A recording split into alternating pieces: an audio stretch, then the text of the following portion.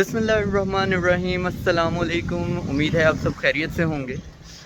آج ایک مرتبہ پھر جو ٹاپک ہے میرا وہ اسموک کا ہی ہے، کیونکہ اسموک بھی ختم ہونے کا نام نہیں لے رہی اور اس سے طرح طرح کی بیماریاں پھیل رہی ہیں۔ تو میرے جو چینل کا مقصد ہے لوگوں میں اویئرنیس پیدا کرنا، وہ بھی ساتھ ساتھ چل رہا ہے۔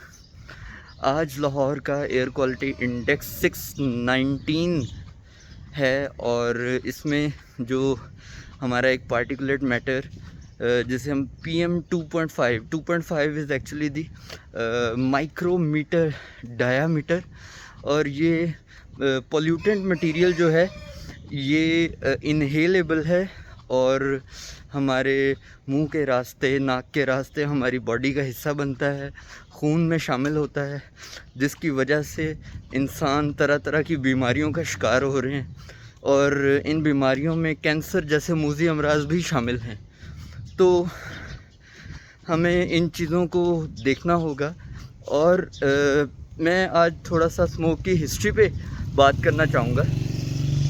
اسموک فرسٹ ورلڈ کنٹریز میں جب انڈسٹریل ریولوشن آیا تو 1955 میں سب سے پہلے لنڈن میں یہ فینومینا اکر ہوا، اور اس کے نتیجے میں 1955 میں 4 دنوں میں 4000 لوگوں کی ڈیتھ ہوئی۔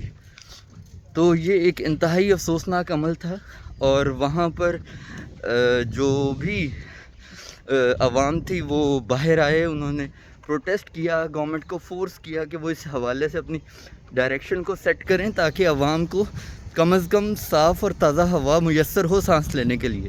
اسی طرح 1966 میں امریکہ میں ایک پرٹیکولر ایریا میں یہ فینومینا ہوا، جس کے نتیجے میں وہاں پہ بھی 3-4 دنوں کے دورانیے میں تقریباً 200 لوگوں کی ڈیتھ ہوئی۔ تو فرسٹ ورلڈ کنٹریز نے اپنی ڈائریکشنز کو آج سے 60-70 سال پہلے ہی سیٹ کر لیا تھا انوائرمنٹ کے حوالے سے۔ تو لیکن ہمارا جو المیہ ہے اس کے مطابق یہ ہے کہ 2017 میں پاکستان میں first time air quality index کو چیک کیا جانے لگا، تب حکومت کو اندازہ ہوا کہ ہماری انوائرمنٹ کس حد تک خراب ہو چکی ہے۔ تو چلیں، اگر 2017 میں بھی پتہ چل گیا تھا تو آج تک حکومت کی اس حوالے سے کوئی کلیئر پالیسی نظر نہیں آتی، اور ہر سال جو ٹرانزیشن ویدر ہوتا ہے کہ جو گرم موسم ہے وہ سرد موسم کی طرف جا رہا ہوتا ہے، تو اس دوران میں ہمیں اسموک کا سامنا کرنا پڑتا ہے، اور اس حوالے سے کوئی ڈیٹا اویلیبل نہیں ہے کہ ہر سال صرف پاکستان کے کون سے علاقے میں کتنے لوگ موت کے منہ میں چلے جاتے ہیں اس شدید زہریلی اسموک کی وجہ سے۔ اچھا، اب آتے ہیں اس کے جو ریزنز ہیں، جو کازز ہیں، تو اس کی وجوہات کیا ہیں۔